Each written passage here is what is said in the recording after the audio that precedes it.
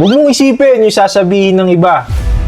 Kasi kaya nga iba ang tawag sa kanila, wala naman silang halaga. Meron ka din bang pinaplano pero di mo pa rin masimulan gawa ng mga tao na nasa paligid mo? Niisip mo ba lang isang bagay sobrang gusto mong gawin pero pumapasok agad sa isip mo na baka kung ano sabihin nila sa'yo. Baka pagtawanan nga nila, baka mabash ka, o kaya baka di mag-work. Lastly, baka masayang lang yung oras mo. Hi, ako nga pala si Jazz. Nagbibigay ng libreng tips sa social media about business at kung ano-ano pang makakatulong sa araw-araw na pag-handle mo ng negosyo. Kaya tara, simulan na natin. Dati iniisip ko din yung mga bagay na yan bago ako nag-start. Pag ba pinost ko to, bibili ba sila? Pag ba nalaman nilang online seller ako, baka pagtawanan lang nila ako? Or pag ba gumawa ako ng video contents, may manonood ba?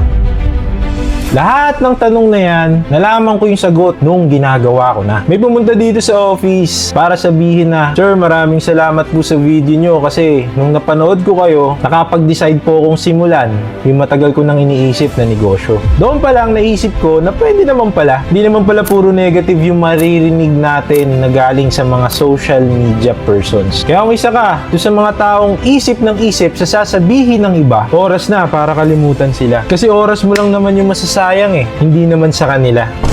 May plano ka na? Gawin mo. Nagka-problema? Gawin mo pa rin. Malungkot ka? Gawin mo pa rin. Tinatamad ka? Gawin mo pa rin. Lagi mo lang isipin, ano nga ba yung reason mo bakit ka nag-start? At pag naintindihan mo na yon, wala nang makakapigil sa'yo. Sana may natutunan kayo sa video na to. And kung meron man, please, pakishare naman yung video para yung iba rin may matutunan sila about life, about business. At para makanood ka pa ng mga ganitong video, please like my page and click subscribe. Bye!